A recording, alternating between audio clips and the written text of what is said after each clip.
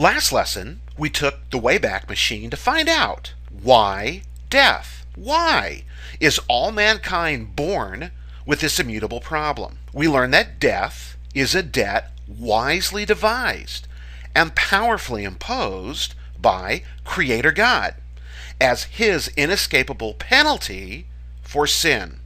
It is His way that we pay or atone for our sin debt. Our sin debt, both Jew and Gentile alike. We all need to make payment or to make atonement for our sin debt. Last lesson, we also foreshadowed that we'd take the Wayback Machine again in this lesson. We said that we'd do so to show how the message of the cross of Christ is the solution to our immutable death debt. How it is the death payment or death atonement solution. The death payment atonement solution not only repeatedly prophesied, but the only death payment atonement solution throughout the annals of all human history that has already proven itself to possess both the wisdom and the power to solve this immutable problem, to escape the inescapable. The death payment atonement solution that is uniquely Christian, for which others attempt to make us feel foolish as their rhetoric, as their manipulative sophistry to talk us out of standing firm, to talk us into accepting their alternative wisdom and power. But first, a quick word about our time travel choice, and then we'll get started. It is true we could have gone with Gumby and his pony pal Pokey. For reals, they can slip into any book, Genesis to Revelation included. But with these two, the blockheads are never far behind. So, Sherman, yes, Mr. Peabody, back to the Wayback Machine. Picking up pretty much right where we ended last lesson, we read, "The Lord God made garments of skin for Adam and his wife." Skin in substitution to those unacceptable fruits of the soil, fig leaves. The Lord God made garments of skin for Adam and his wife and clothed them. And the Lord God said, "The man has now become like one of us, knowing good and evil.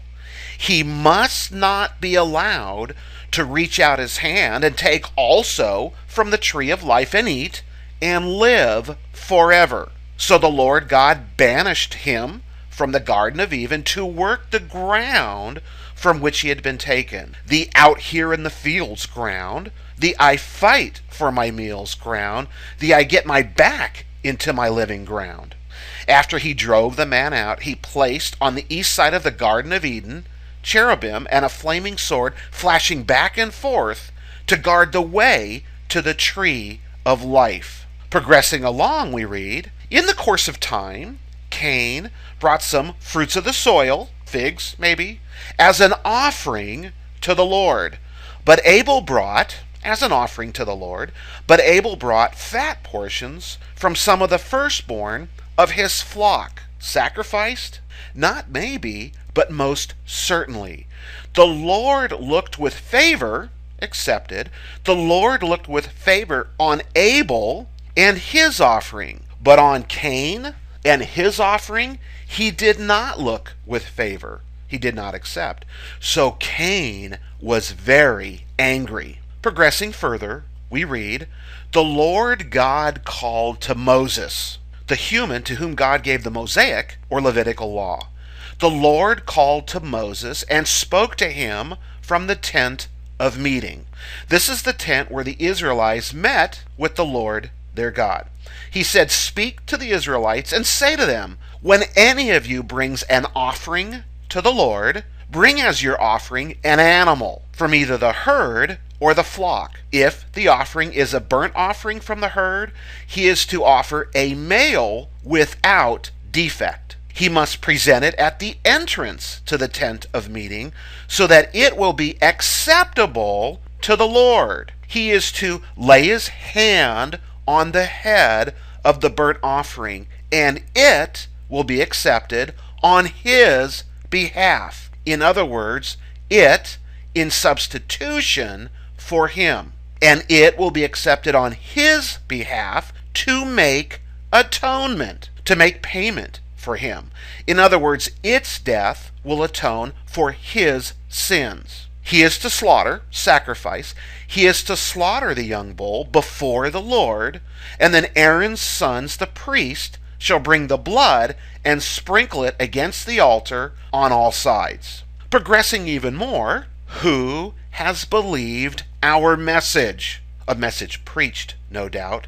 And to whom has the arm, the power, and to whom has the arm of the Lord been revealed? He sounds like we are no longer talking about a male without defect animal from either the herd or the flock. He grew up before him like a tender shoot and like a root out of dry ground.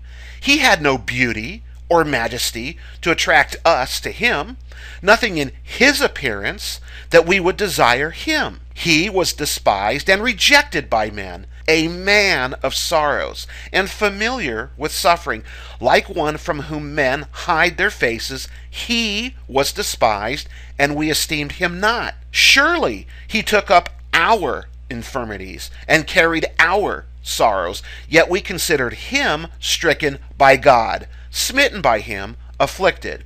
But he was pierced for our transgressions. He was crushed for our iniquities. The punishment that brought us peace was upon him, and by his wounds we are healed. We all, like sheep, have gone astray.